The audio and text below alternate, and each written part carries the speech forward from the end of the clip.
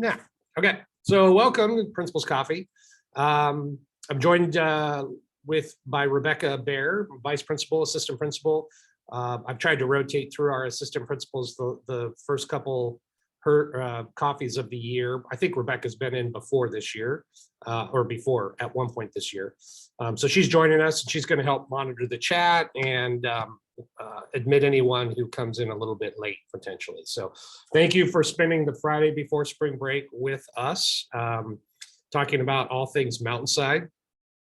And then there's going to be plenty of time if you have some general questions that you want me to answer here in person, or again in the survey or in the chat. I'm happy to do so there too. It's a nice small group, so we can be pretty informal as topics arise. So just an update from our end here at Mountainside.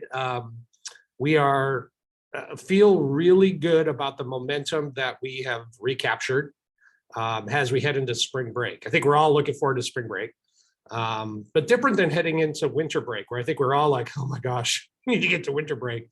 Feels a little more hopeful, and that's because of a variety of things. I think the optional mask wearing has helped this week quite a bit. I think it just allows both teachers and students to, if they want to protect themselves, to have the ability to do that with masks, but also those who are feeling claustrophobic, or just as a teacher and you're teaching all day and having the mask on, it's hard. And people just seem to be in pretty good spirits this week. And partially that's because it's also spring break.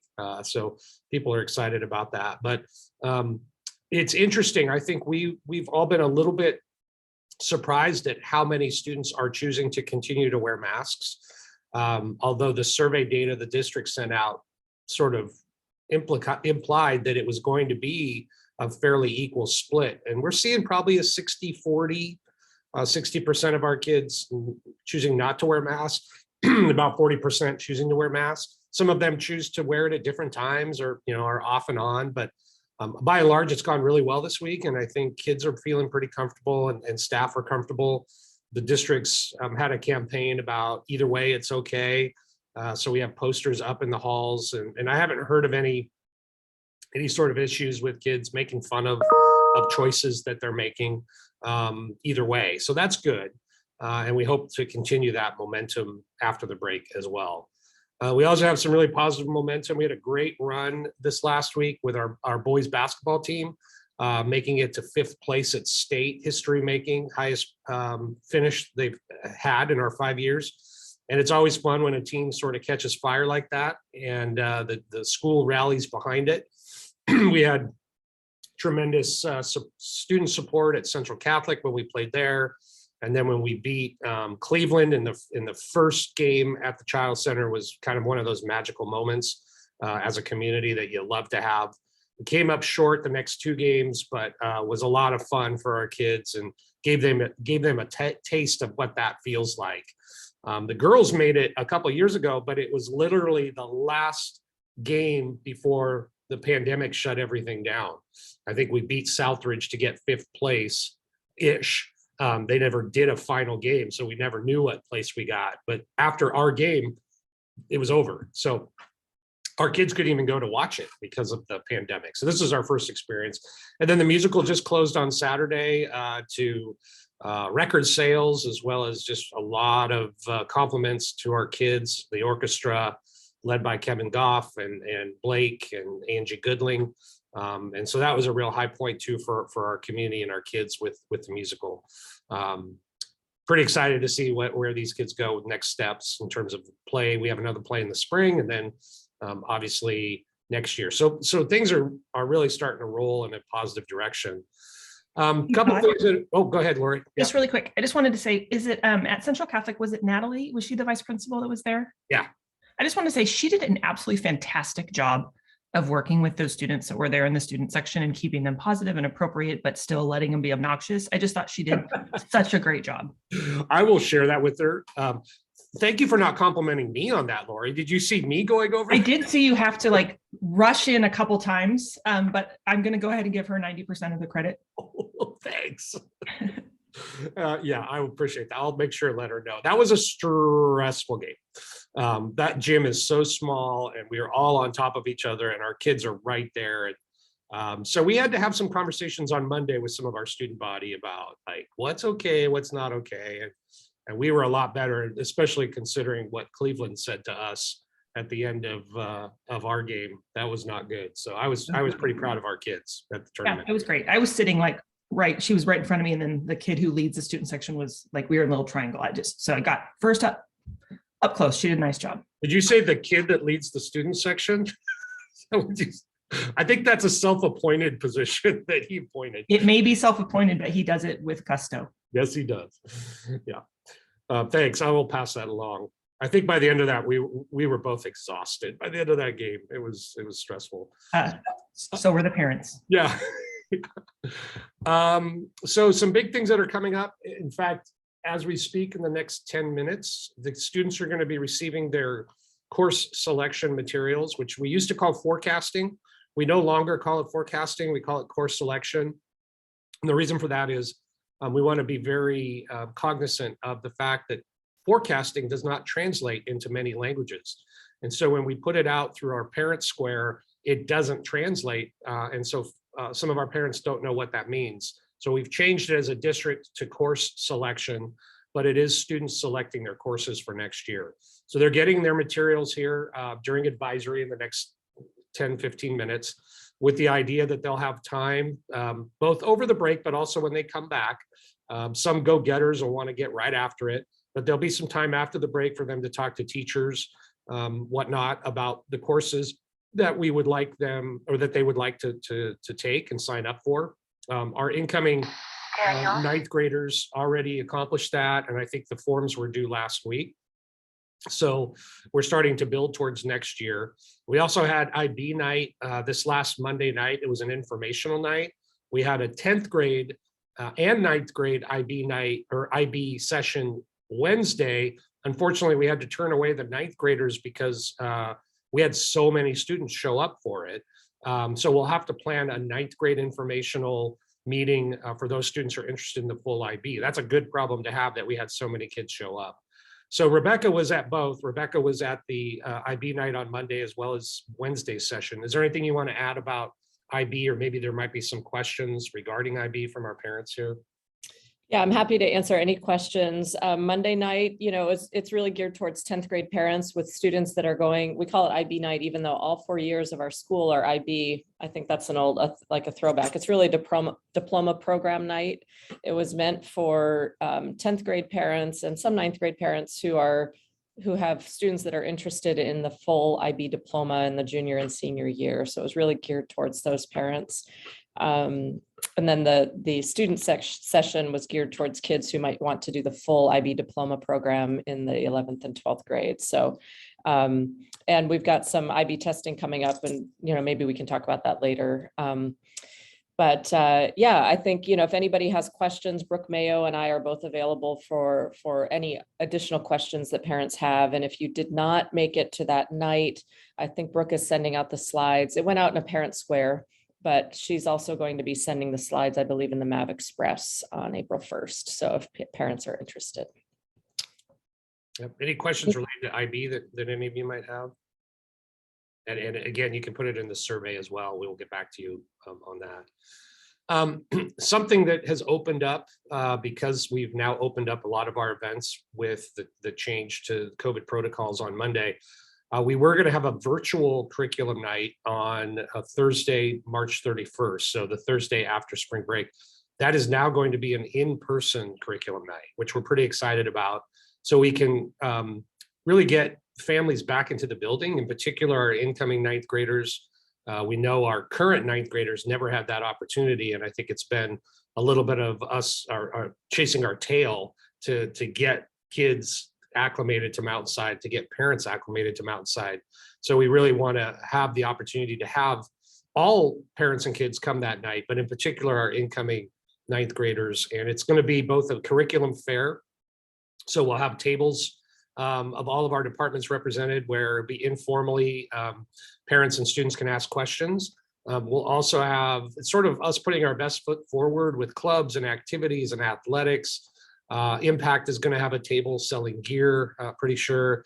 And then we'll have breakout sessions by grade level. So our counselors will lead 9th, 10th, and 11th breakout sessions for parents and students to learn more about Mountainside and the options that are available to them for course selection. Brian Sorensen will lead an athletics session. And then we also will have an advanced programs session that night where IB coordinator Brooke Mayo, MYP coordinator Jeremiah Hubbard will talk about MYP, particularly for our incoming 9th graders, but also talk about the IB program. So we put a save the date out yesterday, I think, through Parent Square. We will have more information come out early the week we get back from spring break, but we did want people to have that on their calendars so that we can start kind of rebuilding that face-to-face time that we've lost these last 2 years. And that is also by design, that course selection isn't due until I think the following week, so that students and parents have the opportunity to ask questions of staff in that moment, you know, if they need, or counselors in that moment as well. We also have the ACT coming up around the bend. There's a lot that happens in April. There's a lot that happens once we come back from break. So not the week after break, but the second week after break on Tuesday, April 6th. I believe it's Tuesday, April 6th. We have the ACT exam here, Tuesday, April 5th. Rebecca, thank you for correcting me. And there's already been messaging that came out regarding that, but that's a day where 9th and 12th graders stay home. We are doing some outreach to some 9th graders who either got N's or I's the first semester, and we're inviting them to come in that day to work on completing the coursework to get the N and the I replaced by an actual grade or by a P. But by and large, most of our 9th graders will not be in the building on that Tuesday. 10th graders are taking a pre-ACT, and then 11th graders are taking the ACT, and that's proctored by our staff. And so there'll be more information that comes out, in particular in the April Express. It is also an early release day on that date. So I want to say around 12:30, 1 o'clock, students will be released. And then 12th graders are also staying home, so to speak, but we hope that they are working on their community service requirements, which we know some of our kids are scrambling to get that done, and or just making sure they're caught up for the stretch run as we head into the last couple months before graduation. So that's Tuesday, April 5th. More details to come regarding that. And then Rebecca referred to IB testing. So if you have students in any of our IB classes, that will begin in May. And so much of our month of May is working with those IB kids and their culminating exams after their 2 years of being in the program. It's both a stressful month, but it's also kind of an exciting month, and we've never done it here yet. The first year we were eligible to was 2020, and obviously we didn't test that year. And then last year, the IB also did not have tests, so students submitted their extended essays as their proof of getting the IB diploma. So this will be the first year we test here in the building, so that's kind of exciting and stressful for students as well. You want to add something to that, Rebecca? Well, I was hoping that Brooke could get me the link, but Brooke Mayo, our diploma program coordinator, is seeking and I are seeking volunteers to help proctor exams. There will be sort of a main proctor, but then we need other adults in the room to help monitor kids who might need to use the restroom and that kind of thing. And she's got a sign up sheet, I think, pretty much ready to go. It will go out in the MAV Express for April. I was hoping to put the link here in the chat this morning. If she gets it to me before the end of our meeting today, I will do that. The only caveat is that if you have a student who is testing in a particular subject, parents can't be proctors of their own students. But some of our Langen Lit test, our English test, and our math test, and our biology tests are so big that we may have 2 spaces. And so we could just make sure that the proctor is not in the same space as their student. So if you or somebody you know is available to proctor exams, that would be awesome. We really could use the help. Outside of that, spring sports are up and running. And so, we're starting games this week and our first track meet. And I know there's tournaments over spring break and whatnot. And so it's been great. Weather's been pretty good so far. And it just feels like it's a fun time of year as we get ready for graduation. That's really starting to take shape as well as we talk about the seniors' last week or two of experience here. I don't know if we have any senior parents in the room, but there'll be a lot of information coming out regarding that. We're going to have a senior class meeting in April where we start talking specifics about graduation. And get the kids excited about their last couple months here at Mountainside. So outside of that, those are sort of the updates I had. If you have any questions you'd like to ask, or either again, put it in the chat, or you can just chime in and we will try to answer as many as we can.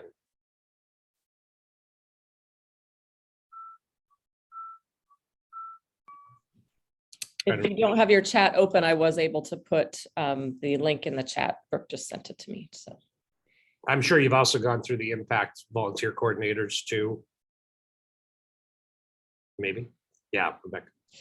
We will do that. We're just getting the form sent out. So we're just starting to put it out there for people to sign up. But yes, all volunteer rules would apply for IB exam proctors. So you need to be in the volunteer system in order for that to happen. Lori, it looked like you popped on for a sec. Did you have a question? Oh, I was just going to say, yes, we talked about putting that through the volunteer system once the number of positions needed and times are known. Yeah. Lori, would you be a person I would send that form to have that put there, or should I send it to somebody else? I think you should send it to the impact board email address and it'll go to all of us. And that way the volunteer coordinators can pick it up. Okay, thank you. Yep. Todd, is that normally how you do it? Typically, I just sort of blast it to the entire board and figure that you guys will know where it's. Somebody will get it. Somebody will get it. Yeah, Kristen and Kelly will take it. Thank you. Yeah. Well, if there aren't any questions, I certainly, wish you all a great spring break with your kids and in any shape that looks like. I unfortunately will be painting a fence and doing yard work, although my plans before were much better. That's a long story. Make sure you check your passports way in advance. Let's just say that. But outside of that, I appreciate you all being here and supporting our students and Mountainside High School. If you want to go back and view this, I'll put it up on YouTube. But again, I appreciate it. And our next meeting, I want to say it's April 19th, which is a grading day. So that might change, just so you know. April 15th, Friday, April 15th is our next scheduled Zoom, coffee Zoom. And we may even look to do it in person now that we can, although I think it's also nice that people can just pop on, but it would be nice to see some faces as well. So I'll think about whether the April or the May Principal's Coffee is in person or not, but that is the date that it's scheduled for. Outside of that, have a great spring break and we will see you again soon.